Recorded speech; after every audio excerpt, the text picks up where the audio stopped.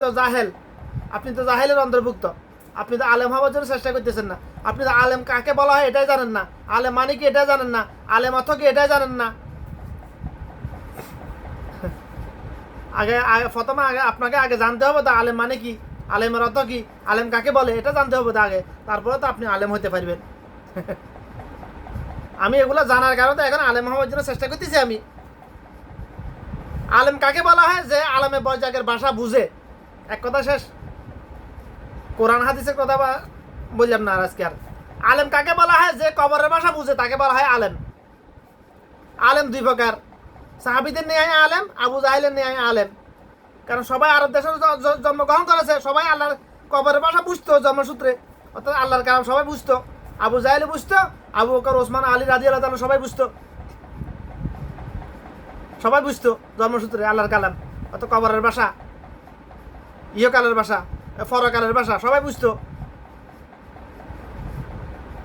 আবু জাহেল জাহান্নামী, চির জাহান্নামী।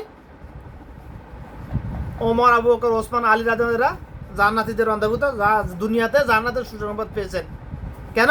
ওরা আল্লাহর কালাম জানতো, বুঝতো, মানতো। আবু জাহেল কেন জাহান্নামী? ওরা আল্লাহর কালাম জানতো, বুঝতো, মানতো না।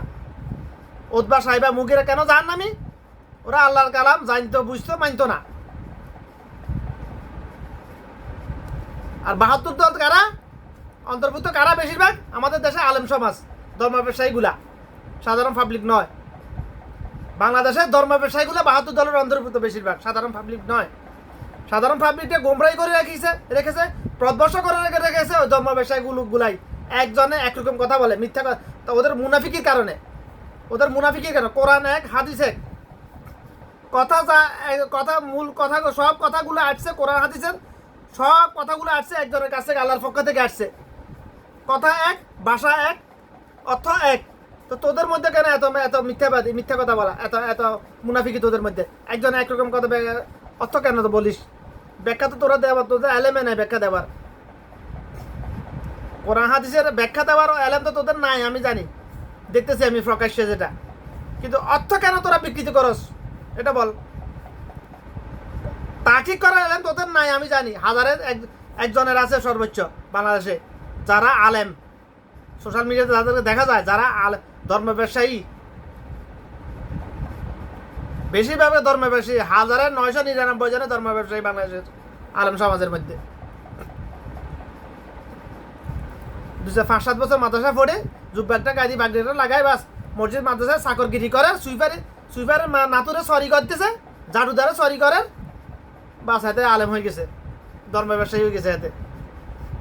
বাস এতটুকুই।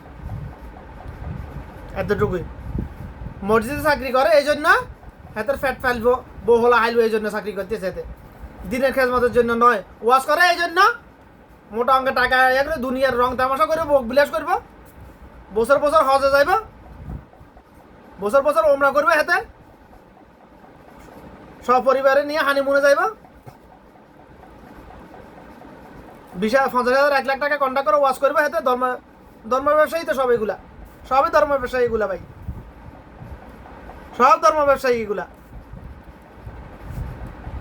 নাহলে প্রতি বছর বছর হজ যায় কিভাবে? এই ধর্ম এগুলা, এরা সব ধর্ম ব্যবসায়ী। বাংলাদেশে হজ সিন্ডিকেটের সাথে জড়িত হয় প্রথম কাতারে জড়িত যারা, তারা হচ্ছে ধর্ম ব্যবসায়ীগুলা। প্রমাণ লাগলে প্রমাণ আমি দিতে পারবো, কসম আল্লাহর কসম করে বলতেছি আমি। এটা প্রমাণ লাগে, যদি হ্যারাম থাকে, এটা আমার অফেন্সেলেস, খোলা মাঠে আসো, বসো, আমি প্রমাণ করে দিব ইনশাল্লাহ। প্রমাণ আমার কাছে আছে। বাংলাদেশে হজ সিন্ডিকেটের সাথে জড়িত হয় এই ধর্ম ব্যবসায়ীগুলা, আলেমের লেফাজারি মানুষই বাতিল শয়তানগুলা, হজ সিন্ডিকেটের সাথে জড়িত।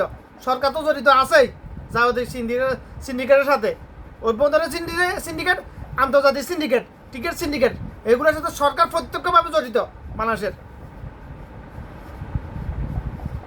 আর হজ সিন্ডিকেটের সাথে জড়িত সর্বপ্রথম এই ধর্ম ব্যবসায়ীগুলো জড়িত। প্রমাণ আমার কাছে আছে, এগুলো প্রমাণ রেডি আছে আমার কাছে সবগুলা। হ্যাডম থাকলে খোলা মাঠে বসো, 4 দেওয়ালের মধ্যে কে বসলে লাভ নাই। কারণ মুনাফিক যেদিকে, মানুষের মধ্যে মুনাফিক বেশি এখন, 1999 জন মুনাফিক। হ্যাডম থাকলে খোলা মাঠে, এটা আমার অফেন্স চলেছে। আমি এগুলা যতদিন দেহে প্রাণ আছে ততদিন যে কোনো সময় আমি প্রস্তুতে। এগুলো প্রমাণ দিতে প্রস্তুত আমি, তো বসতে প্রস্তুত আমি খোলা মাঠে, তাও খোলা মাঠে বসতে হবে আমার সাথে। আমি কথা বলতেছি দুনিয়ার লোভে নয়, বিয়ে ব্যবসা করার জন্য কথা বলতেছি না। দুনিয়াতে কিছু এগুলো বিনিময়ে আমার কিছু প্রয়োজন নাই।